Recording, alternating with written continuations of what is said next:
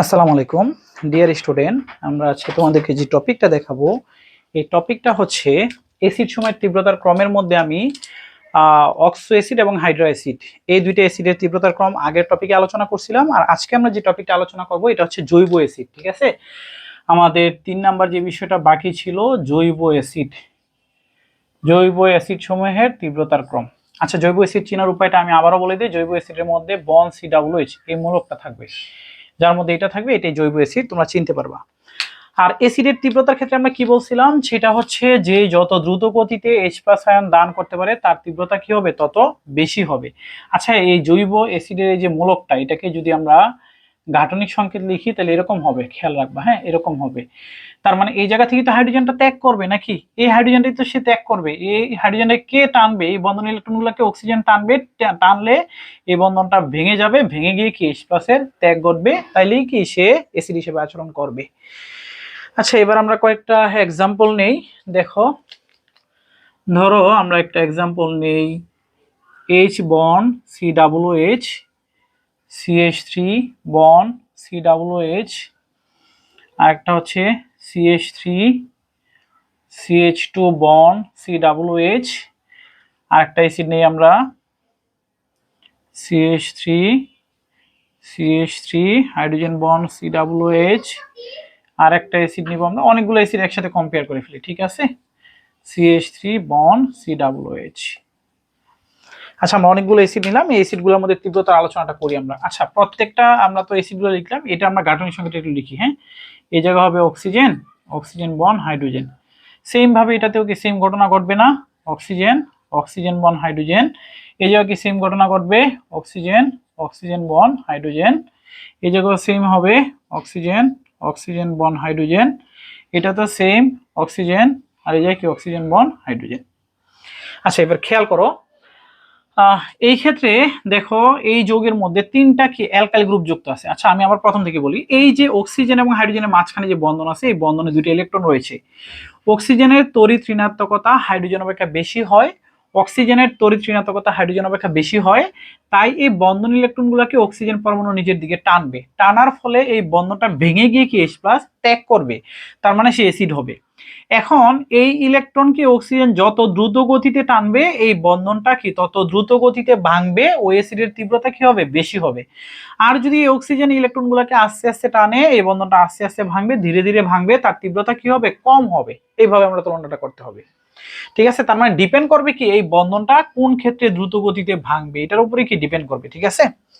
আচ্ছা, এইবার দেখো, এই যে অ্যাসিড, এটার মধ্যে হাইড্রোজেন পরমাণু এদিকে যুক্ত আছে, আর এটার সাথে দেখো এই কার্বনের সাথে, মানে কার্বক্সিলিক মূলকের কার্বনের সাথে এই জায়গায় কি হাইড্রোজেন পরমাণু যুক্ত আছে, আর এই জায়গায় কি দেখো 3টা অ্যালকাইল গ্রুপ যুক্ত আছে। ঠিক আছে, 3টা অ্যালকাইল গ্রুপ যুক্ত আছে। আচ্ছা, এই অ্যালকাইল গ্রুপ বন্ড CH3, এটা কি অ্যালকাইল গ্রুপ না? আমরা জানি অ্যালকাইল গ্রুপ হচ্ছে কি ইলেকট্রন দাতা গ্রুপ, ইলেকট্রন উইথড্রয়িং গ্রুপ, সে কি ইলেকট্রন দান করে। অ্যালকাইল গ্রুপ হচ্ছে কি ইলেকট্রন দাতা গ্রুপ অথবা ইলেকট্রন উইথড্রয়িং গ্রুপ, মানে সে কি ইলেকট্রন দান করে অথবা +I ইফেক্ট দেখায়, আমরা এই বিষয়গুলো জানি। হ্যাঁ, তার মানে এই 3টা অ্যালকাইল গ্রুপকে এদিকে ইলেকট্রন দান করবে, ইলেকট্রন দান করতে থাকবে, দান করতে থাকলে এদিক থেকে ইলেকট্রন কি ওইদিকে দান হবে, এই অক্সিজেনের কি ইলেকট্রন পেয়ে যাবে।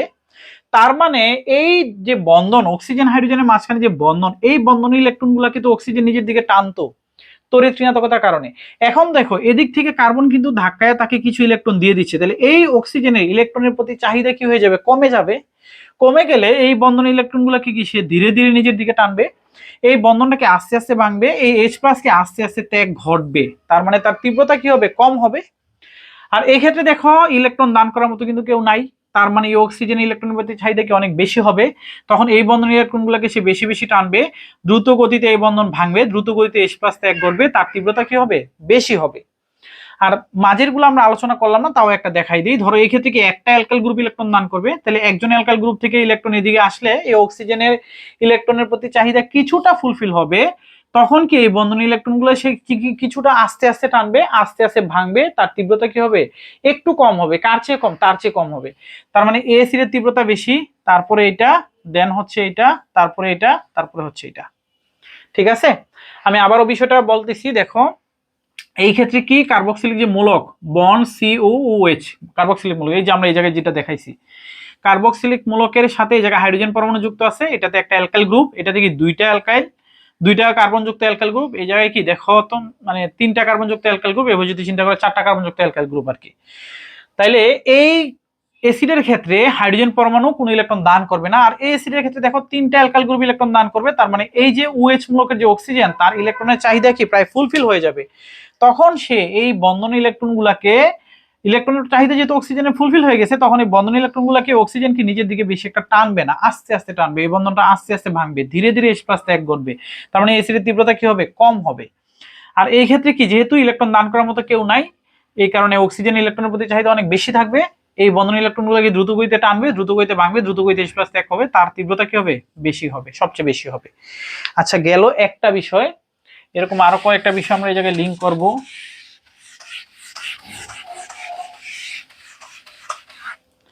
এইবার ধরো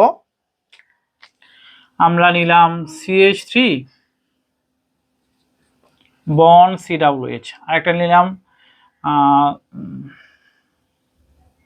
ক্লোরিন CH2 বন্ড COH, আরেকটা নিলাম ধরো Cl2CH COH, আরেকটা নিলাম ধরো Cl3C বন্ড COH। ঠিক আছে, এবার ফ্যাক্টরটা কি দেখো, আমি দুইটা ফ্যাক্টর এইটারে কম্পেয়ার করলে হবে। আমি দেখো গাঠনিক সহায়তা থেকে দেখাচ্ছি।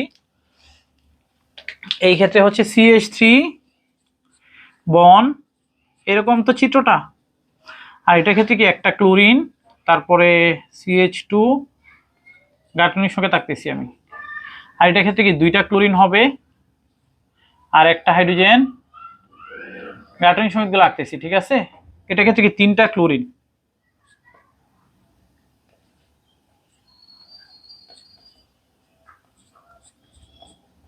এবার আসো মূল আলোচনায় আসি।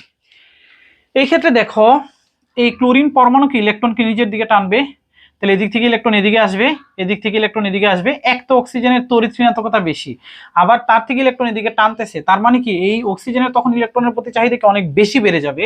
তখন এই বন্ধন ইলেকট্রনকে সে দ্রুত গতিতে নিজের দিকে টানবে, এই বন্ধন ভেঙে কি দ্রুত গতিতে H+ ত্যাগ করবে, তার তীব্রতা কি হবে, বেশি হবে। এই ক্ষেত্রে একটা ক্লোরিন টানছে, এই ক্ষেত্রে কয়টা ক্লোরিন টানবে, দুইটা ক্লোরিন টানবে, তাহলে এদিকে কি বেশি ইলেকট্রন আসবে, এদিকে কি আরো বেশি ইলেকট্রন আসবে, তখন অক্সিজেনের কি ইলেকট্রনের প্রতি চাহিদা অনেক বেশি বেড়ে যাবে। এই বন্ধন ইলেকট্রন সে বেশি বেশি দ্রুত গতিতে টানবে, দ্রুত গতিতে ভেঙে H+ ত্যাগ করবে, তার মানে তার চেয়ে তার তীব্রতা কি হবে, বেশি হবে। আর এই ক্ষেত্রে কয়টা ক্লোরিন টানবে, তিনটা ক্লোরিন ইলেকট্রন কি নিজের দিকে টানবে, তাহলে এই ক্ষেত্রে অনেক বেশি ইলেকট্রন এদিকে আসবে, এই ক্ষেত্রে অনেক বেশি ইলেকট্রন এদিকে আসবে, অক্সিজেনের কি ইলেকট্রনের প্রতি চাহিদা অনেক বেশি হয়ে যাবে, তখন এই বন্ধন ইলেকট্রন সে দ্রুত গতিতে নিজের দিকে টেনে দ্রুত গতিতে এই বন্ধন ভেঙে H+ ত্যাগ করবে, তার তীব্রতা কি আরো বেশি হবে।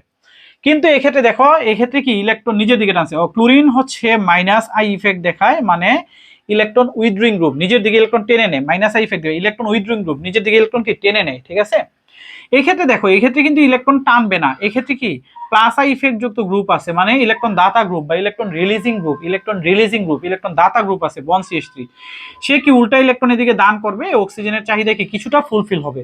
তখন এই বন্ধন ইলেকট্রনকে সে দ্রুত গতিতে টানবে না, আস্তে আস্তে টানবে, আস্তে আস্তে ভাঙবে, তাই তার তীব্রতা কি হবে, সবচেয়ে কম হবে।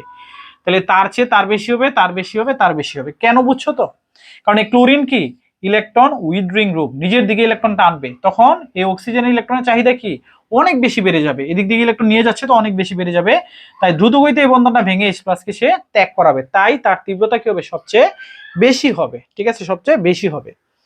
আচ্ছা এইবার দেখো আমরা আরো একটা বিষয় দেখাই,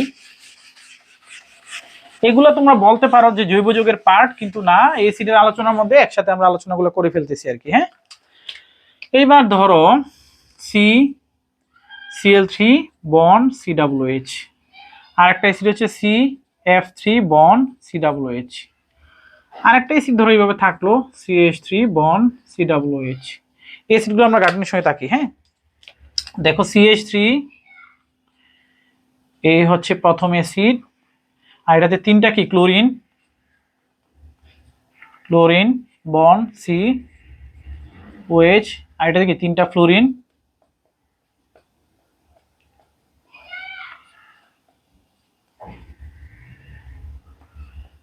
মূল ঘটনাটা কোথায় ঘটে, মূল ঘটনা তো হচ্ছে এই জায়গায়, এই বন্ধন ইলেকট্রনকে টানা, তাই না, সে টানবে, সে টানবে, সে টানবে, কারটাকে দ্রুত গতিতে টানবে।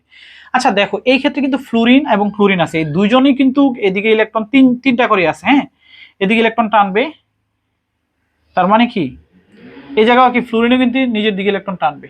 দেখো তার মানে অক্সিজেনের কি ইলেকট্রন